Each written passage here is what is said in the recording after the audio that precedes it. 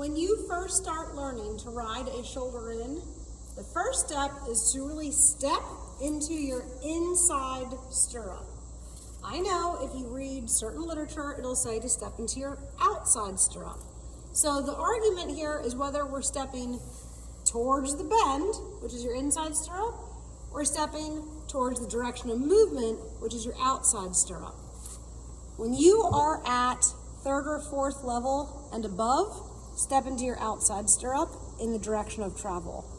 Because at that point, your horse is already bending, you don't need to babysit the bend. But if you're at first level, starting second level, and you're just starting shoulder in, your horse needs to bend through the rib cage, and they're not doing that on their own at this point. So you need to help that horse bend through their rib cage. So we call it bend, but the horse isn't actually bending their body. What they're really doing is axial rotation. So if you step into your inside stirrup, it's going to help the horse bring their rib cage out of the way to get that shoulder in feel. And that's exactly what we want. Later, down the road, when you're big and fancy, then you can step in the direction of travel. You'll know when it's time. You'll no longer have to babysit your horse's bend. But in the beginning, the bend is the main part, and it's the part that people aren't getting, right? You got to bend through the rib cage. One of the biggest things that people do wrong in a shoulder in is instead of a shoulder in, they start to do a neck in, and the horse jackknifes the base of the neck. We need to keep the neck actually pretty straight. So in your shoulder in, you're going to be bringing both hands to the inside, stepping into your inside stirrup. That makes this leg a power leg. Makes it easy to get your horse off of that leg. Once you get that, right? Both hands, bring the shoulders in. Step into your inside leg, then you're going to move through your hips diagonally this direction in order to keep the horse traveling that direction. Some people are like, oh my goodness, but what if you lose the hindquarters to the outside? That honestly hardly ever happens. Horses love to drag their hindquarters and to trail. When you do leg yields, the number one problem is getting the hindquarters to come with. So the chances that the hindquarters are just magically gonna overwork, really slim, doesn't actually happen that often, especially if your horse is bending through the rib cage. If they're really bending, that's what makes it that two legs can cross while two other legs are traveling straight, or at least straight enough. If the hindquarters tip out a smidge, you're still gonna score really well. Much better than what most people do, which is not have anywhere near enough angle, or they just crank the neck over. So, stepping into your inside stirrup.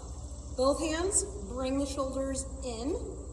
Stay down with this hip, let this hip come up, right? Boom, a boom, a boom, a boom, a boom. This hand, your outside hand, is supporting to keep the neck onto the shoulders. So what I mean by that is the ears and the chest should point approximately the same direction.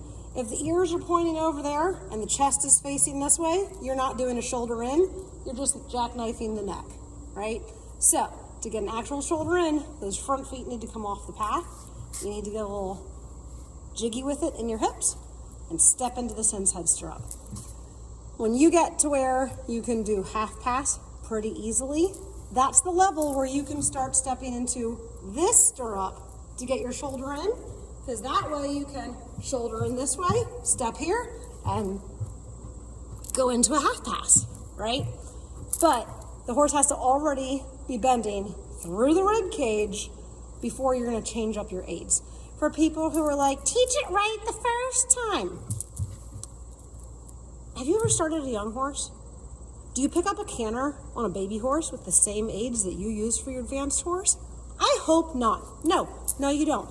In order to get a baby horse into a canter, you just trot them kind of big, throw them a certain direction and hope they fall into it, and don't mess with them too much. For your Grand Prix horse, you kegel with the inside half of your vagina, all right? That's it. That's all you're doing. So, no, that's not gonna work on your baby horse. Guess what? The aids change, right? We don't teach little kids how to steer the same way that we would steer in a Grand Prix horse. We just don't, okay? The aids change over time.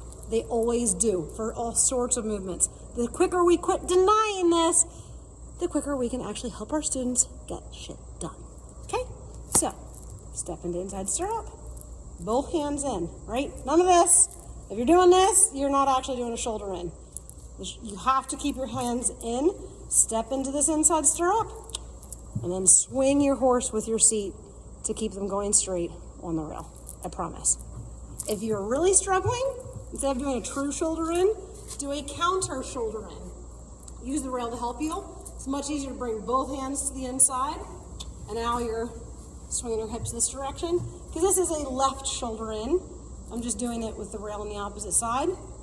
This will kind of help support my outside rein, and then you can get to where you just come off the rail a little bit, and then do it here. And then when you can maintain it a couple feet away from the rail, then you can come back up through and try it with the rail on the opposite side. So anyways, I hope that helps.